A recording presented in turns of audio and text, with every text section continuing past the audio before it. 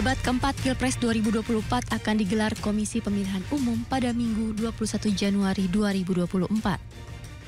Dalam debat ini, masing-masing calon wakil presiden akan beradu gagasan mengenai isu pembangunan berkelanjutan, sumber daya alam, lingkungan hidup, energi, pangan, agraria, masyarakat adat, dan desa. Pasangan nomor urut 1, Anies Baswedan Muhaimin Iskandar, telah menyebut beberapa poin dalam visi misinya dalam isu yang akan menjadi tema debat kedua Cawapres ini.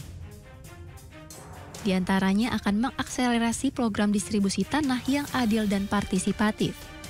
Pasangan Anies Caimin juga akan mempercepat penyelesaian konflik agraria melalui pendekatan lintas sektor, serta menuntaskan program kebijakan satu peta dan kebijakan satu data. Selain itu, pasangan ini juga akan membentuk dana abadi sumber daya alam untuk gerakan ekonomi baru. Pasangan nomor urut 2, Prabowo Subianto Gibran Rakabuming Raka, mencatatnya dalam misi kedua dengan memantapkan sistem pertahanan keamanan negara dan mendorong kemandirian bangsa.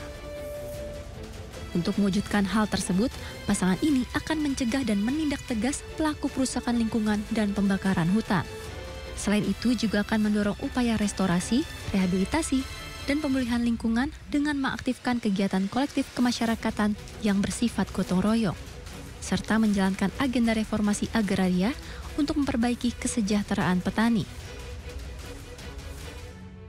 Sementara itu, Capres-Cawapres nomor urut 3, Ganjar Pranowo Mahfud MD, menunjukkan komitmennya dalam misi keempat Ganjar Mahfud mengenai mempercepat pemerataan pembangunan ekonomi.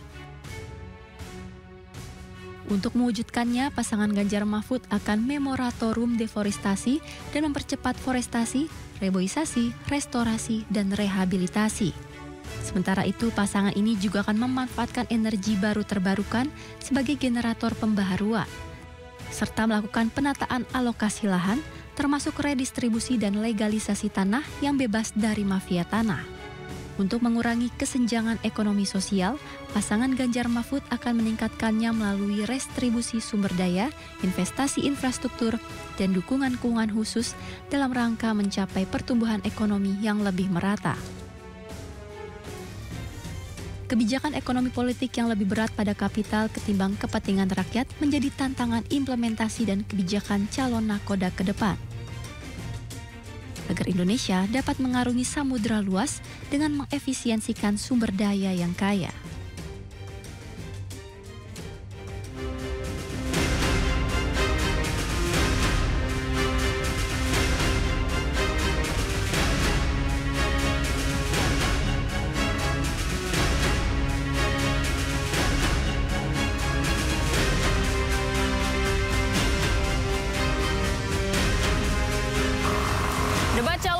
Presiden akan kembali digelar pada akhir pekan ini.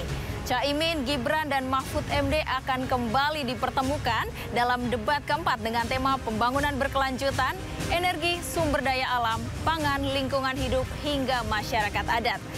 Isu seputar lingkungan diperkirakan akan menjadi topik yang hangat diperdebatkan. Lalu apa kata fakta?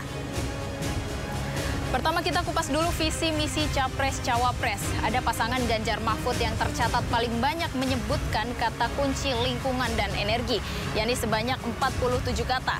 Salah satunya yakni mempercepat perwujudan lingkungan hidup berkelanjutan melalui ekonomi hijau biru. Kemudian ada pasangan Anies dan Caimin dengan 44 kata, yakni pada kalimat memastikan biaya hidup rendah melalui kemandirian pangan dan ketahanan energi. Kemudian ada pasangan Prabowo Gibran dengan 44 kata juga, yakni ada pada kalimat mendorong kemandirian bangsa melalui swasembada pangan, energi air, dan ekonomi hijau biru. Baik, dan pemirsa kita perhatikan saat ini Muhaimin Iskandar, Cawapres dari Paslon 01 tengah diwawancara dan tengah bersiap-siap. Berita gitulah. Baik. Semalam ramai itu lagi belajar juga di TikTok. Itu ada wartawan yang nyuri tanpa ngomong-ngomong gitu. Namanya anakku itu. Jargon selepet bakal keluar lagi nggak, Bibis? Ada deh. Ya tahu lah nanti. Terus katanya lihat situasi. mentor itu gimana ceritanya? Ya biasalah yang saling diskusi biasa gitu. Terus yang paling dipertebal apa, Gus? Iya, nantilah kita lihat. Gus, tapi ya Gus, Ngelakuin hobi dulu nggak, Gus, sebelum debat? Kayak baca buku atau ngapain? Iya, tentu baca buku. Ada yang berbeda nggak, Gus, persiapannya dari debat yang sebelumnya? Sama. Gus sering dibilang ceplos-ceplos jadi blunder nih di netizen. Gimana persiapannya sekarang, Gus? Apa lebih hati-hati atau bakal seperti biasa? Iya, ceplos-ceplos itu takdir kok, gimana sih? Caimin lawan terberat siapa, Cak? Enteng semua lah. Ada pesan nggak dari Caimin? Akan all out. Katanya nggak boleh ceplos-ceplos, ini kamu suruh ceplos-ceplos. Kamu sih mancing-mancing. Debat terakhir nih, Gus. Katanya kalau bagus bakal dikasih videotron. Iya. Ya, doakan semoga semua lancar, mohon doanya semua berjalan baik. Yang paling penting dari debat itu kan gagasan kita sampai ke masyarakat. Masyarakat membicarakan sekaligus kalau kita menang menjadi bagian dari agenda nasional bersama. Tadi ada pesan nggak dari Pak Anies, Pak? Pendukung humanis yang keliling Jakarta pakai videotron, ada muka Gus Imin, Ibu sama Pak Anies. Mau mengucapkan terima kasih mungkin, Gus? Oh ya, terima kasih semuanya lah. Banyak teman-teman yang bergerak sendiri, berjuang sendiri, membela sendiri. Kalau ada yang nyerang saya, ada yang membela, semua terima kasih. Moga-moga ini bukan untuk saya, bukan untuk Mas Anies, tapi untuk perubahan Indonesia menjadi lebih baik. Terima kasih betul kepada semuanya. Ada pesan dari Pak Anies buat Caimin nanti debat ini? Tidak ada sih, tidak ada yang spesial. Tapi yakin nggak, Gus? Apa debatnya akan berjalan lebih baik? Insya Allah lebih baik, insya Allah. Caimin, kalau dari keluarga sendiri ada pesan nggak? Mungkin dari Bu Rustini atau anak-anak sendiri? Ya, pesannya ya berdoa gitulah. Udah minum kelapa, Gus? Untuk mengulas visi, misi, dan gagasan pasangan calon terkait tema debat, pembangunan berkelanjutan, kemudian ada sumber daya alam, lingkungan hidup, kemudian energi, pangan, agraria, masyarakat adat dan desa. Sudah bergabung bersama kami di studio, Zulfikar Amir, juru bicara Timnas Anies Muhaimin, Grace Natali, juru bicara TKN Prabowo Gibran, dan Tama S. Langkun, juru bicara TPN Ganjar Mahfud. Selamat datang, Mas Zulfikar, Mbak Grace, dan juga Bung Tama. Oke. Terima kasih sudah hadir. Terima kasih sudah undang. Ya. Terima kasih juga sudah hadir. Ya. Baik, saya mungkin langsung ke Mas Zulfikar dulu ya. Waduh, oke. Ya, karena nomor 1, jadi kita harus tanya dulu. Siap. Apa gagasan baru, Mas, terkait pembangunan yang berkelanjutan yang kemudian nanti akan mungkin disampaikan oleh Pak Mahfud ya? Oke, Pak Mahfud, sorry, Caimin. Caimin. Jadi kita kembali ke hal yang mendasar di mana gagasan paslon 01 itu adalah perubahan, membawa agenda perubahan. Dan perubahan ini tentunya kita mulai dari melihat masalah-masalah yang begitu banyak yang muncul selama 10 tahun terakhir di pemerintahan Pak Jokowi, dan kemudian kita mencoba memperbaiki dan melakukan perbaikan peningkatan kinerja dari sistem lingkungan. Apa saja itu masalah yang ditemukan mengenai pembangunan berkelanjutannya? Hal yang pertama yang kita lihat adalah bagaimana misalnya proses produksi pangan kita yang selama ini mengalami penurunan akibat tata kelola impor yang tidak terlalu tidak terlalu berbasis pada data, dan kemudian beberapa proyek-proyek seperti misalnya food estate yang penuh dengan masalah yang akan kita kita kaji ulang. Dan kemudian juga kita melihat proses transisi energi yang selama ini sepertinya masih tersendat-sendat.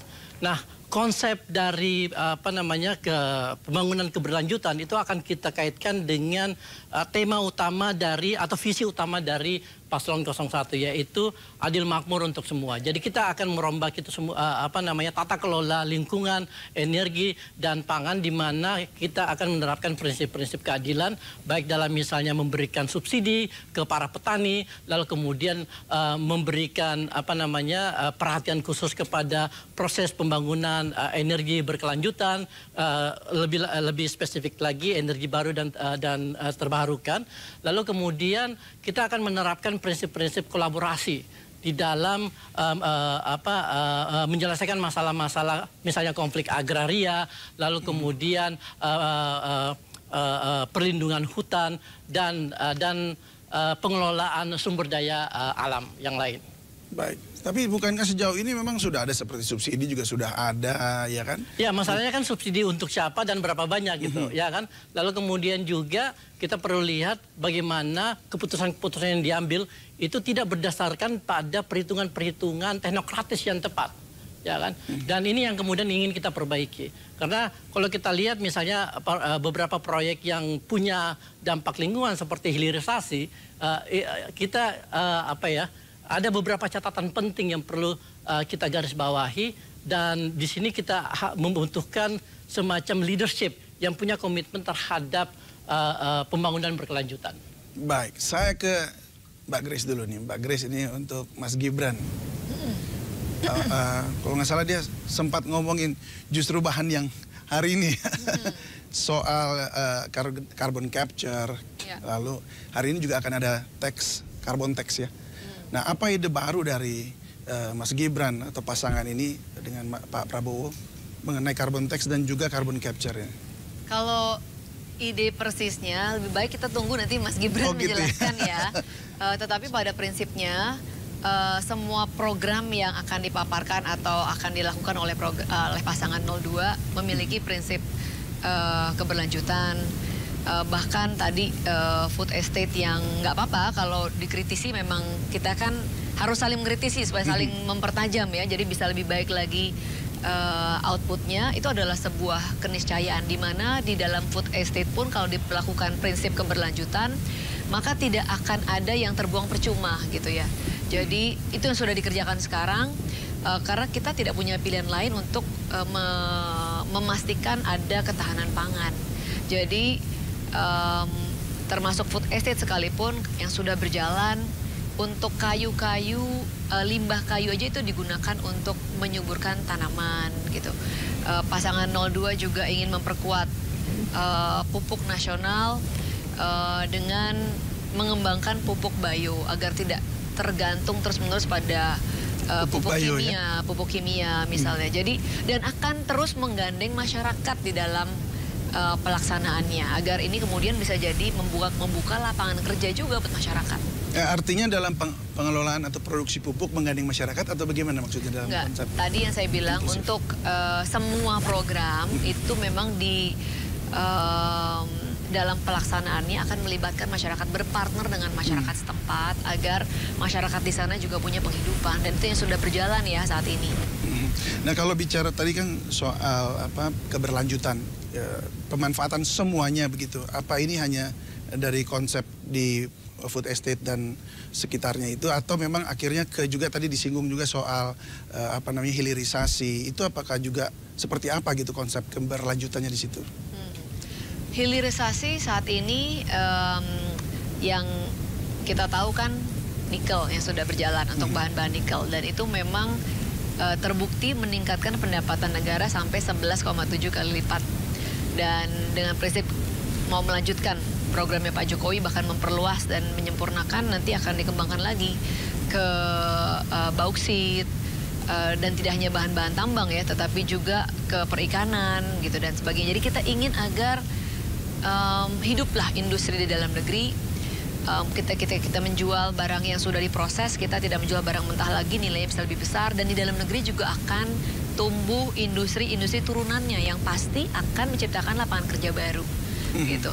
Dan tentunya di situ prinsip-prinsip yang memperhatikan apa dampak buat lingkungan, analisisnya kan pasti akan dilibatkan juga, akan dilakukan proses itu. Jadi di pasangan 02 menganggap bahwa tentu isu lingkungan sangat-sangat penting, David, dan kita ingin mencari titik keseimbangan yang paling baik lah, agar negara bisa tetap membangun, masyarakat dilibatkan, tapi isu lingkungan dampaknya bisa ditekan seminimal mungkin.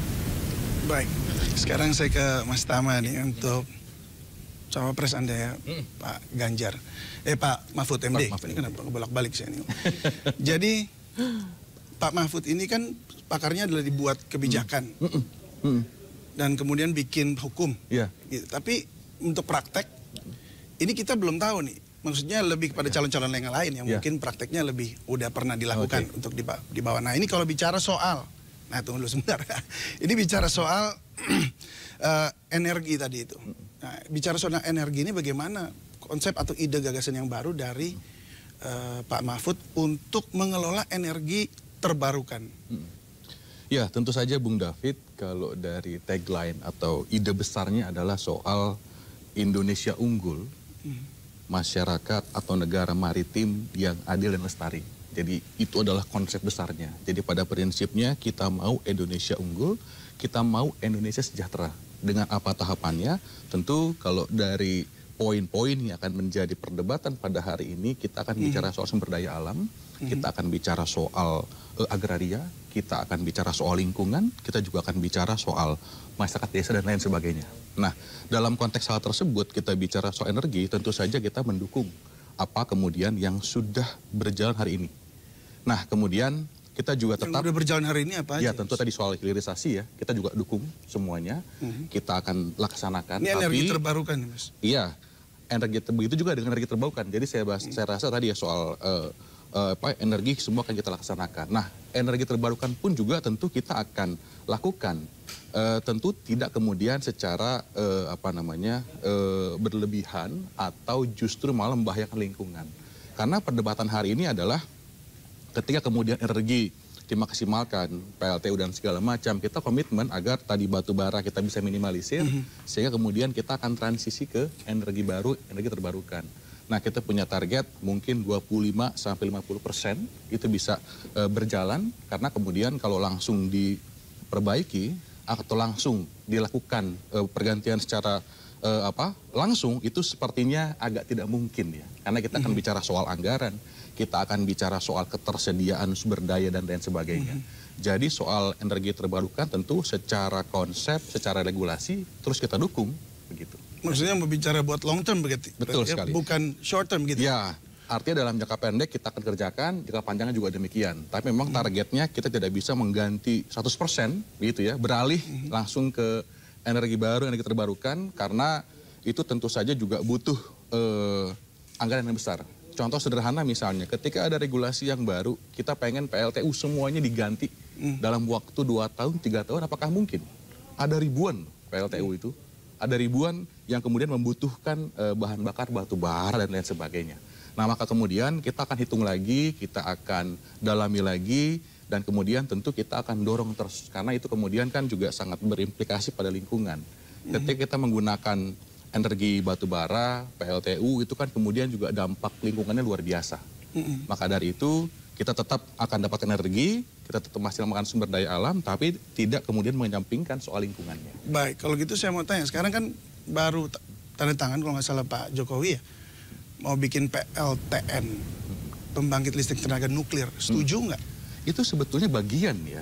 Jadi kalau misalnya kita lihat dalam regulasi RUU EBET, itu kan juga pernah dibahas. Dan memang akan transisi, bicara soal nuklir, itu kan memang menjadi salah satu gagasan dan arahnya ke sana. Kalau kita baca draft RUU-nya, itu bicara ke sana memang. Ya, didukung nggak berarti? Tentu kita dukung, karena itu menjadi paket regulasi dan salah satu bagian dari transisi energi tadi. Tapi kita ring of fire loh. Ya, tentu tadi kita akan hitung semua dengan sangat baik. Dalam konteks pelaksanaan kan tentu hal pertama adalah kita akan cek regulasinya. Kalau belum ada, kita buat regulasinya. Nah, kemudian dalam membuat regulasi pun kita akan cek kira-kira mana yang paling visible, mana yang paling realistis buat dikerjakan, sehingga dampak-dampak negatif yang kemudian muncul itu bisa dimitigasi. Baik, saya kembali ke Pak Sulfikar. Setuju nggak nuklir, Pak? Ini pertanyaan sangat menarik dan sangat penting, Mas. Kebetulan, Mas David, saya melakukan penelitian tentang nuklir itu selama 5 tahun, termasuk apa yang terjadi di Fukushima, Jepang. Energi nuklir itu sudah dimasukkan dalam energi mix kita itu sejak tahun 2005. Tapi kemudian karena terjadi pertentangan dengan masyarakat lokal, akhirnya tidak jadi sampai sekarang. Lalu kemudian rencana ini hidup kembali gitu. Dan dia akan masuk ke dalam RUU EBT, energi baru dan terbarukan. Targetnya sebenarnya adalah memasukkan 2% energi nuklir di dalam bauran energi kita. Jadi mungkin kapasitasnya sekitar 4.000 megawatt. Nah, yang jadi masalah sekarang adalah kemarin kalau kita baca ketika Pak Luhut ditunjuk gigawatt 4.000 megawatt. Oke. Jadi 4 gigawatt ya. Itu relatif kecil, tetapi untuk kapasitas itu sangat besar dibanding dengan sumber-sumber energi yang lain ya, khususnya fosil dan batu bara. Nah, kemarin ketika Pak Luhut ditunjuk sebagai kepala untuk percepatan pembangunan PLTN, ada satu hal yang menarik karena beliau sudah menandatangani MOU dengan sebuah perusahaan yang akan menawarkan sebuah reaktor baru. Teknologi reaktor baru yang berbasis thorium, bukan uranium. Yang jadi masalah adalah reaktor thorium ini itu belum proven teknologinya. Jadi ini desain dari Amerika Serikat yang mau dicoba di Indonesia. Dan kita belum tahu apakah ini benar-benar aman. Well, memang thorium agak berbeda dengan uranium karena ada beberapa aspek di mana waste-nya itu jauh lebih minimal dibanding uranium. Jadi bisa lebih terkendali. Tetapi yang namanya teknologi nuklir itu tidak pernah zero risk gitu loh, ya kan? Nah, ini yang perlu kita cermati dan bagi paslon Amin, hal yang paling mendasar ketika kita bicara energi baru dan terbarukan adalah bagaimana supaya energi ini itu didistribusikan dengan menerapkan prinsip-prinsip keadilan. Artinya banyak aspek yang sebenarnya bisa kita terapkan, banyak jenis energi yang mungkin relatif lebih aman dibanding nuklir yang bisa kita manfaatkan untuk memproduksi energi yang jauh lebih bersih. Contohnya? Contohnya misalnya geothermal. Ya kan, geothermal itu ya relatif jauh lebih bersih dan deposit geothermal terbesar di dunia itu ada di Indonesia karena kita berada di Ring of Fire.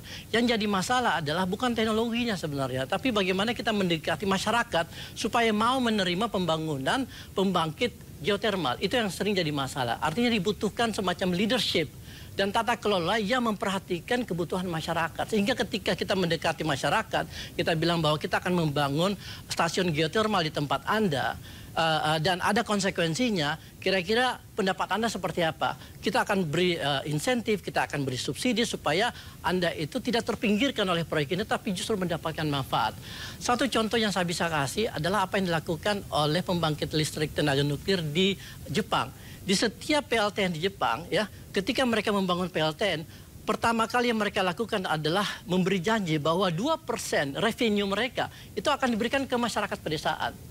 Masyarakat pedesaan tentu menerima. Makanya kalau misalnya Mas David jalan-jalan... Itu share hasil, namanya bagi hasil. Oh iya, bagi hasil. Kalau untuk melibatkan masyarakatnya di situ bagaimana? Oh ya harus, itu wajib. Jadi masyarakat itu harus tahu resikonya sebesar apa, teknologi yang dipakai itu seperti apa yang mereka akan harus lakukan ketika terjadi bencana, proses mitigasinya itu kira-kira melibatkan siapa. Jadi itu harus benar-benar transparan. Dan saya sangat ragu kalau pemerintahan Jokowi itu punya kemampuan untuk membuka semuanya secara transparan gitu. Dan kenapa itu memangnya? Karena apa? Ya kita lihatlah selama ini beberapa proyek yang bermasalah, misalnya di Rempang, di Wadas dan sebagainya, masyarakat itu sekedar dijadikan objek pembangunan gitu. Tidak pernah diajak bicara secara terbuka, tidak pernah diajak berdialog, tidak pernah diajak menghitung resiko-resiko dan manfaat, sehingga mereka merasa terpinggirkan gitu. Jadi hal-hal seperti ini yang menurut saya yang sangat fundamental yang harus kita perbaiki, dan leadership yang punya empati terhadap masyarakat itu yang dibutuhkan gitu. Dan ini yang ada di pasangan Anies Baswedan dan Muhaimin Iskandar. Baik, saya kembali ke Mbak Grace. Anda setuju dengan tadi dikatakan bahwa sampai saat ini Pak Jokowi nggak mampu untuk melaksanakan? Ini kan kalau PSN ya, Program Strategis Nasional itu di Indonesia sudah banyak, ada lebih dari 170 PSN, dan yang disebutkan bermasalah oleh Mas Zulfikar itu antara lain ya yang di Wadas misalnya, itu hanya sebagian kecil saja. Dan oleh karenanya sebenarnya yang sangat harus berperan adalah pemerintah daerah. Kita kan desentralisasi nih, jadi harus pemerintah daerah tuh melakukan tugasnya. Dalam hal ini kalau di Wadas, Pak Ganjar sebagai Gubernur Jawa Tengah, kalau kita lihat runutan peristiwanya, ada di mana dia tuh mengeluarkan izin lingkungan secara tiba-tiba tanpa dikomunikasikan oleh masyarakat. Nah, disinilah harusnya pemerintah daerah mengerjakan tugasnya yang tadi Mas Zulfikar keluhkan, keterbukaan, komunikasi, itu harusnya mengerjakan juga pemerintah daerah sebagai perpanjangan pemerintah pusat. Izin lingkungan harusnya dikomunikasikan dulu, diinformasikan kepada masyarakat apa kira-kira yang akan terjadi, dampaknya apa kepada kehidupan mereka, manfaatnya apa dan sebagainya. Dan ini yang tidak dilakukan atau kurang dilakukan sehingga kemudian terjadi bentrok seperti yang kita lihat di Wadas. Tapi ini hanya 1 atau 2, sementara lebih dari 170 lainnya di daerah lain berlangsung dengan baik sekali. Gitu. Jadi mungkin kita jangan semuanya dilempar ke pusat ya. Karena ada pemerintah daerah yang merupakan, apalagi gubernur, itu kan pembantunya presiden juga. Bawahannya presiden yang harusnya bisa mensukseskan program-program, apalagi program strategis PSN seperti bendungan, pembangkit listrik dan sebagainya. Nanti saya kembali lagi ke Mbak Grace ya. Tapi Mas Tama gimana tadi dibilangnya tuh? Sebetulnya di Wadas tadi ya, nyambungnya begini. Kalau kita bicara soal kebijakan, kan sebetulnya kita butuh pondasi. Pondasinya apa?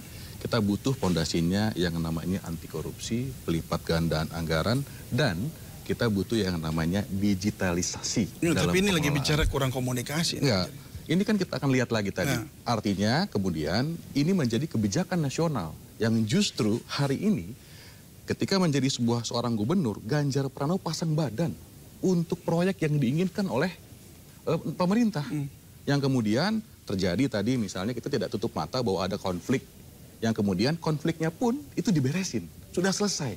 Ada kompensasi, hari ini tidak ada lagi yang namanya demonstrasi atau keberatan, bahkan hampir sebagian besar kita menerapkan yang namanya ganti untung, bukan ganti rugi. Kalau ganti rugi, berapa hilangnya, segitulah yang diganti. Ini tidak, ganti rugi. Bahkan misalnya ada beberapa masyarakat yang kemudian tanahnya digunakan, itu gantinya sampai bermiliar-miliar. Itu terjadi dan hampir semuanya sudah selesai. Dan kemudian dalam hal bendungannya, keinginan negara, keinginan Pak Presiden itu dikerjakan sebaik-baiknya. Jadi saya rasa terkait dengan Wadas itu juga memang hal yang kita lakukan. Makanya kemudian itu jadi pelajaran kita untuk kita lihat dalam kebijakan lebih besar. Jadi jangan kemudian buat kebijakan yang serampangan.